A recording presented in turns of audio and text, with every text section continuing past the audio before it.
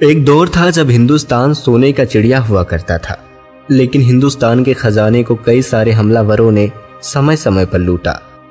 और आज भी हम एक ऐसे ही खजाने की बात करेंगे जिसको ढूंढने के लिए भारत की प्रधानमंत्री इंदिरा गांधी ने पूरी ताकत लगा दी थी, जिसको ढूंढने के लिए भारतीय सेना ने पूरे 5 महीने कोशिश की।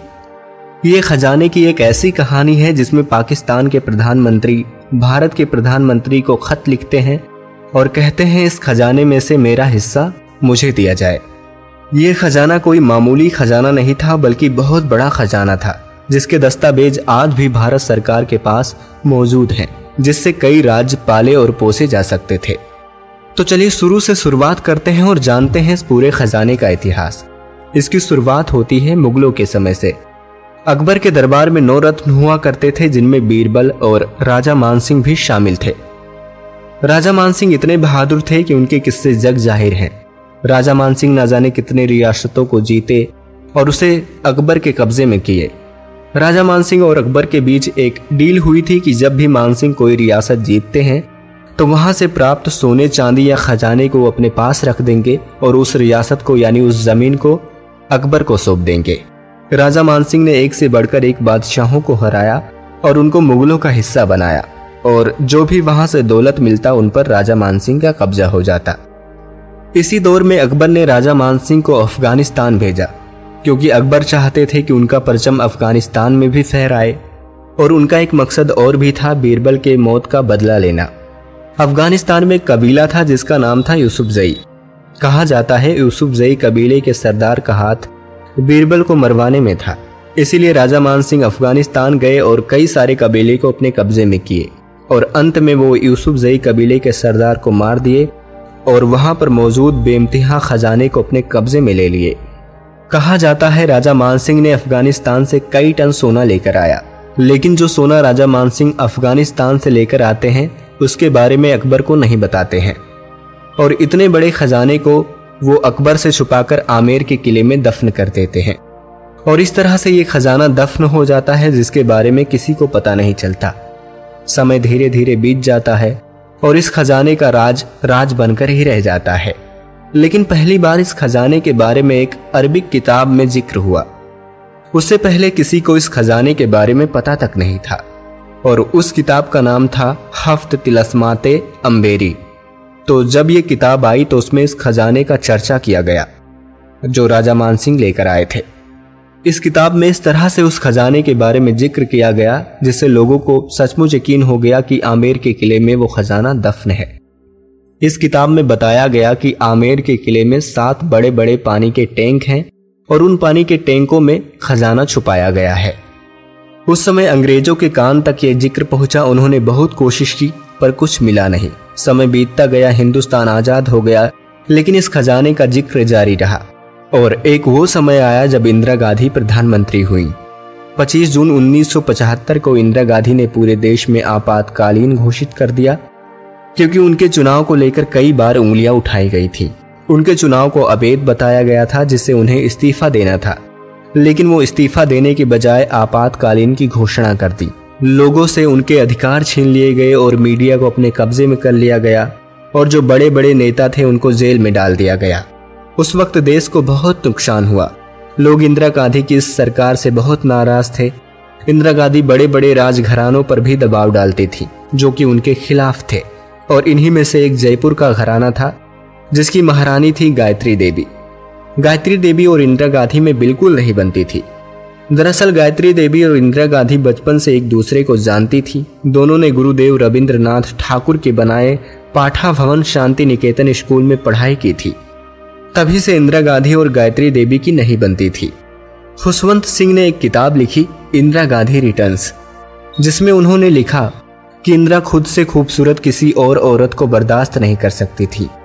एक बार सदन में उन्होंने गायत्री देवी को कांच की गुड़िया कहकर बुलाया था। ये दोनों हमेशा एक दूसरे की विरोध करती रहीं। गायत्री देवी ने लगातार कांग्रेस के उम्मीदवार को 3 बार हराया था। इमरजेंसी लगने के दौरान इंदिरा गांधी को एक मौका हाथ लगा। वो जो अरबी की किताब थी तिलस्माते अम्बेरी, जिसमें जयगढ़ के खजाने का जिक्र था, उसके बारे में कुछ लोगों ने इंदिरा गांधी को सलाह दी कि क्यों ना जयगढ़ में दफन खजाने को निकाला जाए। जिस पर इंदिरा गांधी ने 10 जून 1976 में जयगढ़ किले पर इनकम टैक्स की एक टीम भिजवाई और कहा कि यहाँ पर कुछ अवैध खजाना है जिसकी खबर हमको लगी है।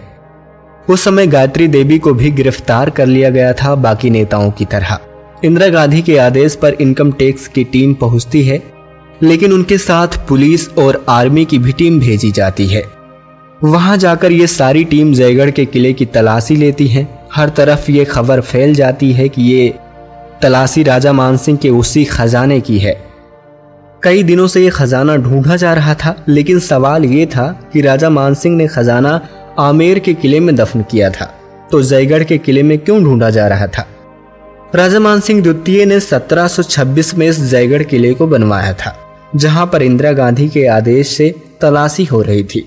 तो असल में कहा गया कि इस महल से एक सुरंग बनी हुई है और उस सुरंग का एक हिस्सा आमेर के उस किले में जाता है जहां पर राजा मानसिंह ने खजाना छुपाया था।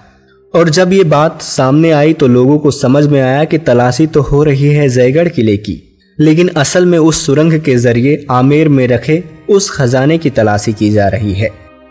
हालांकि जयगढ़ किले की इस कदर तलाशी ली गई थी कि तहस नहस हो गया था। ये तलाशी इतनी जबरदस्त तरीके से चल रही थी कि इसकी खबर हर तरफ फैल गई। उस समय पाकिस्तान के प्रधानमंत्री थे जुल्फिकार अली भुट्टो, और जब ये बात पाकिस्तान के प्रधानमंत्री जुल्फिकार अली भुट्टो को पता चला तो उन्होंने 11 अगस्त 1976 को इंदिरा गांधी को एक लेटर लिखा, जिसमें उन्होंने लिखा कि हमें पता चला है कि आप जयगढ़ में खजाने की तलाश कर रही हैं। अगर ये खजाना मिलता है तो उसमें से पाकिस्तान का भी हिस्सा आपको दे देना चाहिए। अब यहाँ पर सवाल उठता है कि पाकिस्तान का हिस्सा क्यों, क्योंकि वो भारत से तो अलग था। तो पाकिस्तान के प्रधानमंत्री ने लेटर में लिखा था कि जब 1947 में भारत पाकिस्तान का बंटवारा हुआ तब उस वक्त खजाने के बारे में कोई जानकारी नहीं थी।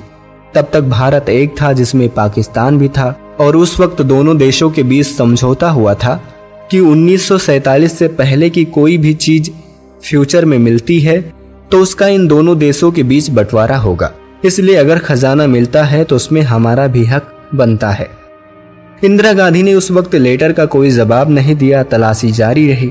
आखिरकार नवंबर 1976 में इंदिरा गांधी ने आदेश दिया कि तलाशी रोक दी जाए।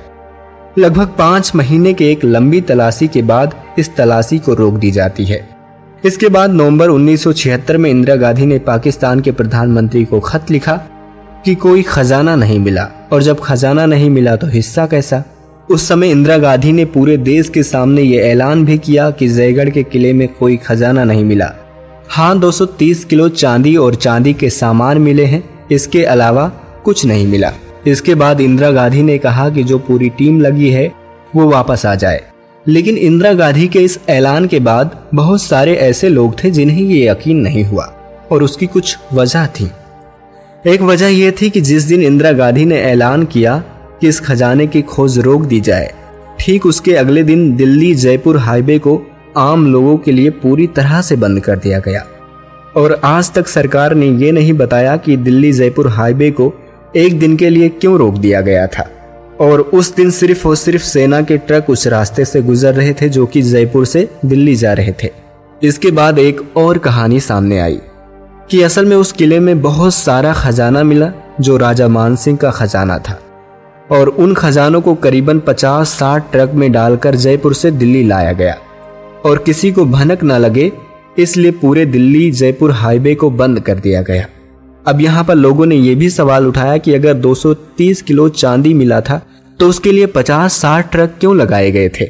ये भी लोगों को पता चला कि दिल्ली एयरपोर्ट पर 2 विमान खड़े थे जिनमें खजाना भरकर स्विट्जरलैंड भेज दिया गया। बहरहाल ये सच है या झूठ है, इसका आज तक कोई सबूत नहीं मिला। कुछ इतिहासकारों का कहना था कि राजा मानसिंह के खजाने को जयसिंह सेकंड ने खोज निकाला था और उसका इस्तेमाल उन्होंने जयपुर को बसाने में किया था। पर क्या इंदिरा गांधी को खजाना मिला था और वो लोगों से छुपा ली? 1976 में हमारे भाई साहब जब इमरजेंसी लगी हुई थी, मेरे बड़े भाई है जो कोटा में खनन का व्यवसाय करते थे, जयसिंह जी, उन्होंने उस समय कोर्ट में कहीं वकील से कोई जिक्र कर रहे थे कि हमारे पास बीजक है। तो उस समय इमरजेंसी के दौर में उनको भाई साहब को दिल्ली आईबी वाले ले गए थे और उनसे पूछताछ की करी। तो भाई साहब ने वो बीजक उस समय आईबी वालों को दिया था। तो उस बीजक के अनुसार ही वो वहाँ पे इन्होंने जयगढ़ की खजाना की खुदाई चालू करी। और उस खुदाई के दौरान फिर इन्होंने जो जो जगह उन्होंने जयसिंह जी ने बताई थी हमारे भाई साहब ने उनको, वो जगह सारी उनको मिली भी उनको।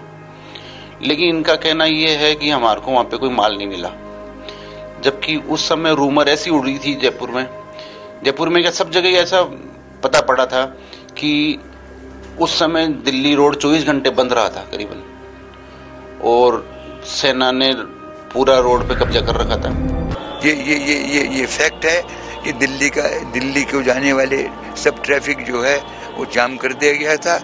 फिर मिलिट्री भी वहाँ थी और वहाँ किसी को परिंदे को भी जा नहीं सकता था। मुझको तो एज पब्लिक रिप्रेजेंटेटिव वो मुझको ले गए और वो किसी तक मेरे अलावा किसी को आज तक वहाँ पे जब तक डिपार्टमेंट की खुदाई हुई किसी को परमिशन नहीं था वो जाने की। मैं सौभाग्यशाली समझता हूँ अपने आप को कि मैंने ये चीजें देखने को मेरे को मौका। तो ये रही उस पूरे खजाने की कहानी जिसको ढूंढने में भारत सरकार ने पूरी ताकत झोंक दी थी। तो बस आज के लिए इतना ही। अगर आप कोई राय देना चाहते हैं तो कमेंट में जरूर दीजिएगा। मिलते हैं आपको अगली वीडियो में, तब तक के लिए आप अपना ख्याल रखें। Thank you.